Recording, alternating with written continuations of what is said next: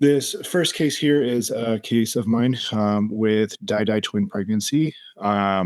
So this was a case of a 23-year-old.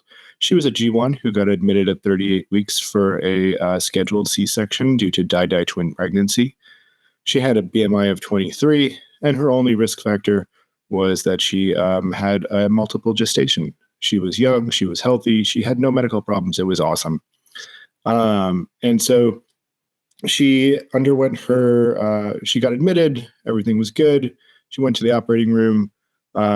She had her spinal. She then delivered her babies. The delivery was uncomplicated itself. The hysterotomy was closed. And as sometimes it goes with twins, it went sideways. So she had immediate atony of her uterus. She was given all of the uterotonics. So she got the usual postpartum Pitocin. She received misoprostol. What did she get? She got misoprostol, Hemobate, and TXA and Metrogen. And that didn't do anything. And so at that point, we decided to proceed with uterine artery ligation in the O'Leary technique. So we did that bilaterally. That didn't work. So we ligated the uterovarian vessels bilaterally, and that didn't do anything. And at that point, she had lost, what was it, about 2 liters? And at that point, I had called a colleague in to help out with the case because obviously, as you can tell, things went sideways. And so she was a scheduled C-section. She hadn't labored at all. And we were looking at each other for this 23-year-old primiparous patient. And we looked at each other and went, we're going to have to take out her uterus, aren't we? And at that point, I think we had just had an in-service on the Jada. It had just become available in our hospital. And we said, you know what, let's try it. And we were able to place it in the OR with the amount of bleeding that she'd had. She went from a closed nulliparous cervix to dilated several centimeters, and we were able to place it.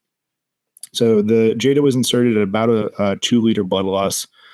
And it went in okay. We initiated the suction, and bleeding was controlled in 1 to 2 minutes, a couple minutes. And I'll never forget, I looked up at my colleague and we went, wow, that works pretty well.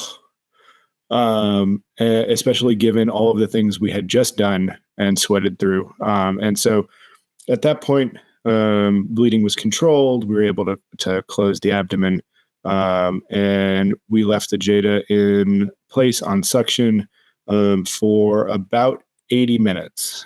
And then the vacuum was discontinued. The cervical seal was deflated. It was left in place for another 30 minutes.